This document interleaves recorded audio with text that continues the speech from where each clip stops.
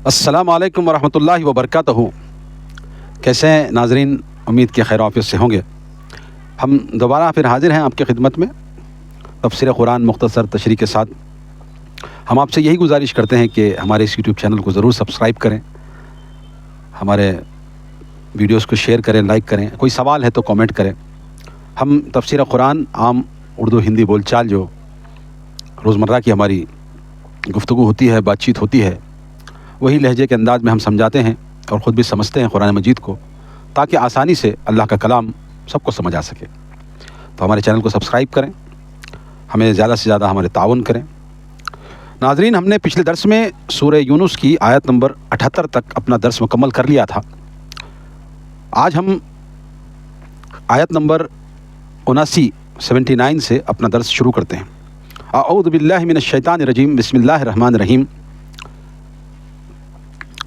وقال فرعون اوتونی بکل ساحر علیم فلما جاء السحرة قال لهم موسیٰ القوا ما انتم ملقون۔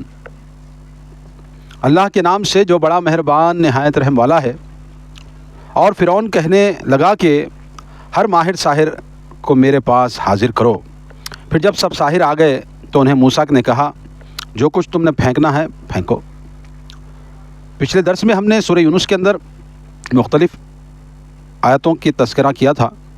اب اسی میں جیسے نوح علیہ السلام کا تذکرہ ہوا، پھر قوم کیسے غرق ہوئی، اس کے بعد اللہ تبارک و تعالیٰ نے موسیٰ علیہ السلام اور ہارون کا قصہ بیان کیا ہے، اسی کی جو ہے تسلسل ہم آگے پڑھ کر سنا رہے ہیں۔ اللہ تبارک و تعالیٰ نے یہاں پر جو موسیٰ علیہ السلام اور ہارون علیہ السلام کا قصہ بیان کرنے کا جو مین مقصد یہی ہے کہ ظلم جبر یہ ہمیشگی کے لیے نہیں ہوتا۔ کئی سالوں سے بہرحال بنی اسرائیل جو ہے غلامی کی زندگی گزار رہی تھی، تو اللہ تبارک و تعالیٰ نے موسیٰ علیہ السلام کو پیدا کیا۔ اس کے بعد اللہ کی شان دیکھیے، اللہ تبارک و تعالیٰ کی شان کتنی پیاری، کتنی نرالی ہے۔ فرعون کی حکومت کو ختم کرنے کے لیے اللہ تبارک و تعالیٰ نے فرعون کے گھر ہی میں موسیٰ کی پرورش کی۔ یہ اتنی بڑی شان والا میرا رب ہے۔ آج اگرچہ کوئی حکومت کے، آج اگرچہ کوئی اقتدار کی گھمنڈ میں کسی قوم کو یرغمال بنا کر ان کے اوپر ظلم کر رہا ہے کہیں پر بھی دنیا میں، تو یاد رکھنا کہ اللہ تبارک و تعالیٰ اتنی بڑی شان والا ہے کہ انہی کے گھروں میں سے انہی کے اقتدار کو ملیا میٹ کرنے والے ضرور اللہ تبارک و تعالیٰ پیدا کرے گا، انہی کے گھروں میں سے۔ جو آج مختلف قوموں پر ظلم کیا جاتا ہے، ہم نے دیکھا ہے ہمارے اس بر صغیر، ہمارے ہند و پاک کے اندر نچلی جاتی کے لوگوں کو اوپر جاتی والوں، جاتی سسٹم اللہ تبارک و تعالیٰ اس کو ختم کرے، کیونکہ اللہ تبارک و تعالیٰ نے کہا ہے یا ایھا الناس، کہ اے لوگوں، یا ایھا الناس اعبدوا ربکم، اسی رب کی عبادت کرو جس نے تمہیں ایک جان سے پیدا کیا، چاہے نچلی جاتی کا ہو، چاہے بڑی جاتی کا ہو، یا کوئی درمیانی جاتی کا ہو، اللہ تبارک و تعالیٰ نے سب کو ایک ہی سے پیدا کیا ہے، ایک جان سے پیدا کیا، اور وہ آدم علیہ السلام سے پیدا کیا۔ تو اللہ کے نزدیک تقوی یہ اوپر اور نیچے ہے، اس کی کیٹیگریز ہے، مگر انسان کی ذات کی کیٹیگریز نہیں ہے۔ کبھی انسانوں میں 3 ہاتھ والا پیدا ہوا ہے؟ عموماً 2 سروں والا پیدا ہوا ہے؟ 4 ٹانگوں والا انسان پیدا ہوا؟ نہیں۔ کیوں؟ سب کو 2 ہاتھ ہے، 2 آنکھ ہے، 1 منہ ہے، 2 پیر ہے، پیٹ ہے، پیٹھ ہے، سر ہے، سب۔ انسان کو اللہ تبارک و تعالیٰ نے ایک جان سے پیدا کیا، اسی کی نسل سے سب لوگ بنے، اس میں نہ کوئی اونچا ہے نہ کوئی نیچا ہے۔ اور ہمارا سمویدھان، ہمارا کانسٹیٹیوشن بھی یہی ہم کو درس دیتا ہے، یہی سکھاتا ہے کہ تمام انسان جو اس ملک میں رہتے بستے ہیں، جو یہاں کے سٹیزن ہیں، سمویدھان کے نزدیک سب برابر ہیں، کوئی اونچا اور کوئی نیچا نہیں۔ ہاں، پچھلے لوگ کیونکہ ہزاروں سال سے دبائے گئے، ان کے لیے خصوصی مراعات رکھی گئی ہے، اور رکھنا بھی چاہیے، کیوں؟ کیونکہ اگرچہ وہ لوگ دبتے ہی رہیں گے تو انسان ترقی کب کرے گا؟ تو بہرحال میں یہ اپنی تمہید یہ فرعون اور اس کے اقتدار کے تعلق سے اور ہمارے یہاں جو حالات چل رہے ہیں اس کے تعلق سے کچھ بات رکھنی تھی. تو بہرحال اللہ کے نزدیک انسان برابر ہے سب.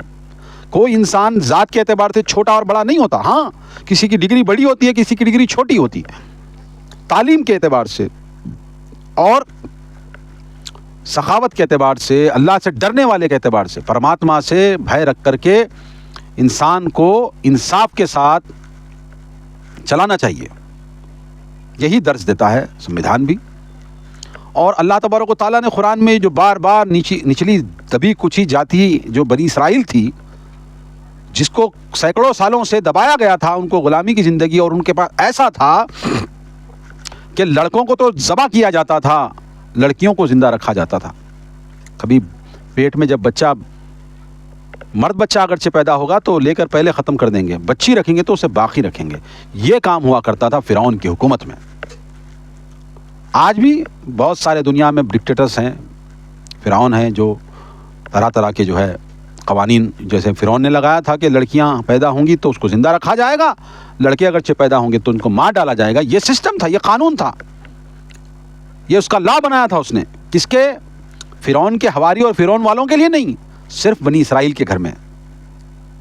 تو اللہ تبارک و تعالیٰ نے موسیٰ علیہ السلام کو بنی اسرائیل میں پیدا تو کیا, مگر پرورش اللہ تبارک و تعالیٰ نے موسیٰ علیہ السلام کی فرعون کے محل میں کی. یہ رب ہے, یہ قدرتوں والا رب ہے, یہ بتا رہا ہے.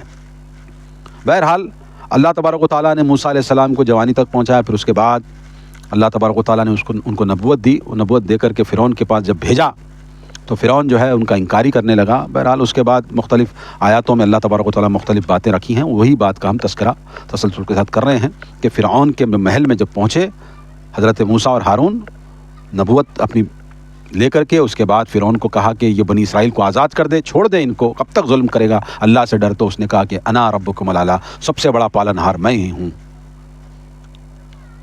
اس کے بعد عصا پھینکا گیا تھا. پچھلے درس اور کافی درسوں میں وہ بات کہی گئی. موسیٰ علیہ السلام نے عصا پھینکا, ید بیضا نکالا, چمکتا ہوا ہاتھ ہو گیا, اور وہ اژدہا بن گیا. پھر ہاتھ لگایا تو پھر چھڑی بن گئی. اس کے بعد فرعون نے جادوگروں کو انوائٹ کیا. تو بہت بڑا ساحر جادوگر بن کے آیا ہے, لہذا ایک طے ہوا عید کا دن. اس کے بعد یہ واقعہ کنٹینیو وہاں ہوتا ہے کہ جب موسیٰ علیہ السلام یہ فرعون کے دربار میں پہنچے تو اس کے بعد جب جادوگر بھی پہنچے تو جادوگروں سے کہا گیا کہ تم پھینکتے ہو اپنے شعبدے, پھینکو, تم کیا جادو لائے ہو, تم میری بات کو جادو کہتے ہیں. تو سب جو ہے وہ پھینکنے لگے. آگے اللہ تبارک و تعالیٰ نے